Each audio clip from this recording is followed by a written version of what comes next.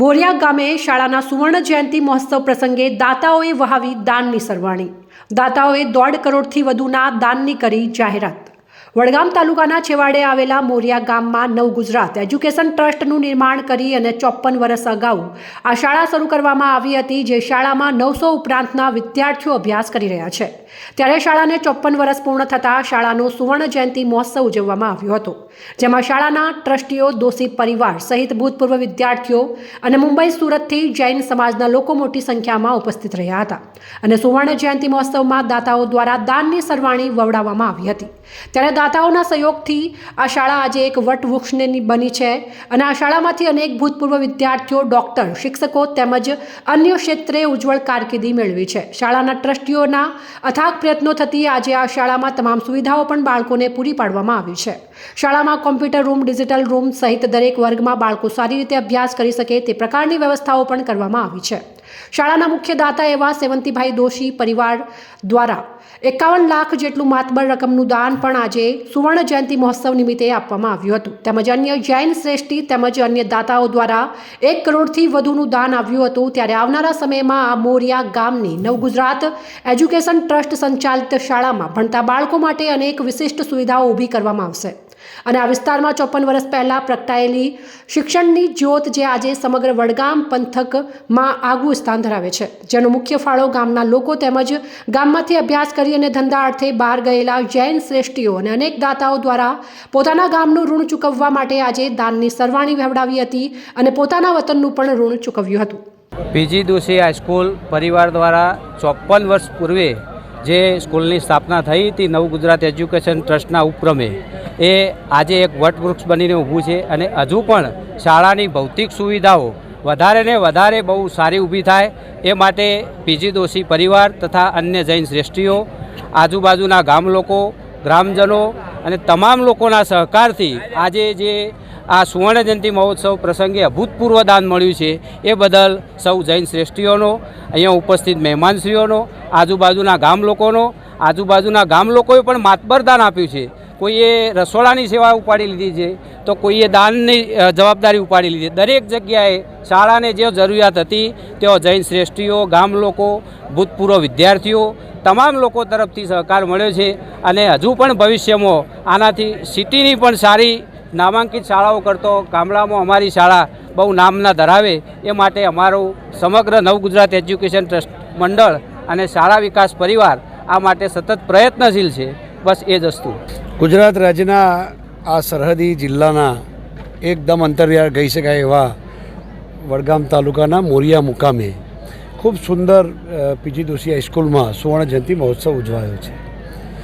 આમ તો સામાન્ય રીતે શિક્ષણની જ્યોત એ પહેલાંના જમાનામાં શહેરો પૂરતી મર્યાદિત હતી, પણ એક વાત બહુ ચોક્કસ ઉલ્લેખ કરવો પડે। આજે જે રીતે કાર્યક્રમ મેં જોયો, જે રીતે આ સંસ્થાના ટ્રસ્ટીઓ, સંસ્થાના દાતાઓ, સમગ્ર દોશી પરિવાર, સેવંતીભાઈ અને એમનો આખો પરિવાર જે રીતે પોતાના ગામ, પોતાની લાગણી, પોતાની વતનની માટી માથે ચડાવવા માટે જે તત્પર છે, મેં જોયું જે ઉત્સાહ છે, એટલે મને એક વાતનો વિશ્વાસ છે કે આદરણીય પ્રધાનમંત્રી શ્રી નરેન્દ્રભાઈ મોદી સાહેબે જે આહવાન કર્યું છે કે જન્મભૂમિથી કર્મભૂમિ તરફ, આ વાતની ચોક્કસ એને સમર્થન છે।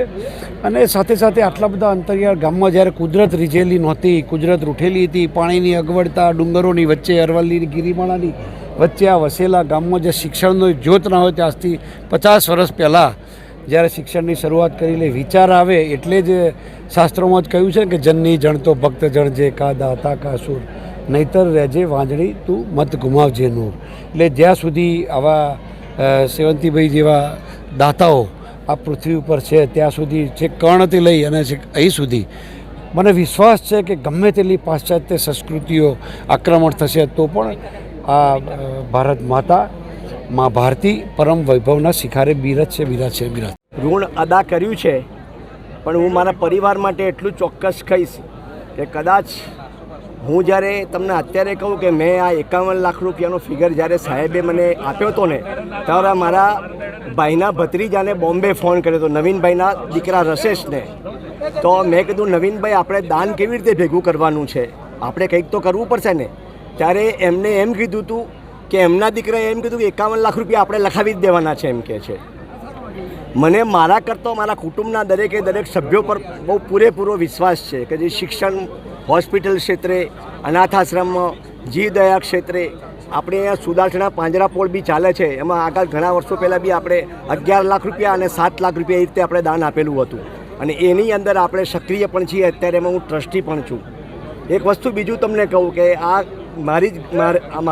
મારા ગામમાં મારી સ્કૂલ કરવાનું કારણ કે જ્યારે ત્યારે અમે પાલનપુર બોર્ડિંગમાં ભણતા હતા ને ત્યારે સારાલાલભાઈ લક્ષ્મીચંદભાઈ કરીને એ અમે 23 રૂપિયાના મહિનામાં અમને ભણાવતા હતા.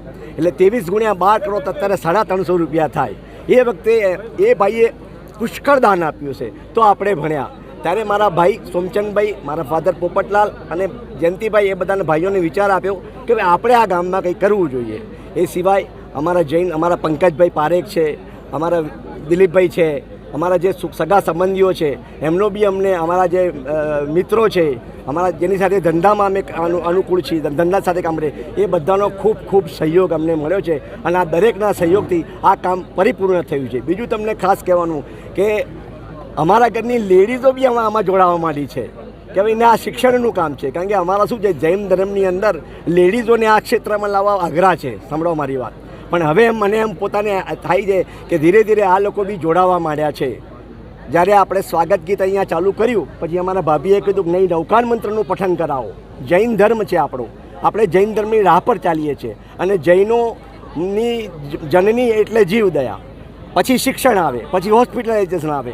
અમે લગભગ એવી ગણતરી રાખીએ કે આપણે જે પણ કમાયા હોય એમાંથી આપણે કંઈક દરેકે દરેક ક્ષેત્રમાં થોડું ઘણું આપણી ઈચ્છા હોય એ પ્રમાણે આપવું જોઈએ. પણ આપણા પરિવારનું પૂરેપૂરું સંગઠન હોવું જોઈએ. દરેકના સહયોગથી હું એકલો નથી કરી શકતો. આ મને ખાલી તમે આ એક કર્મચારી રૂપે મને પ્રમુખ બનાવ્યો છે. મારું કંઈ આમાં કામ નથી, આખા પરિવારનું કામ છે આની અંદર. મને સહયોગ આખા પરિવારનો છે. નાનામાં નાના છોકરો, 10 વર્ષનો છોકરો હોય કે મારા 70 વર્ષના ભાભી હોય કે મારા 87 વર્ષના ભાઈ જયંતિભાઈ છે જે બોમ્બેમાં રહે છે. એ 3-4-5 દિવસે ફોન આવે કે ભાઈ શું કર્યું. અમારા નટુભાઈ છે.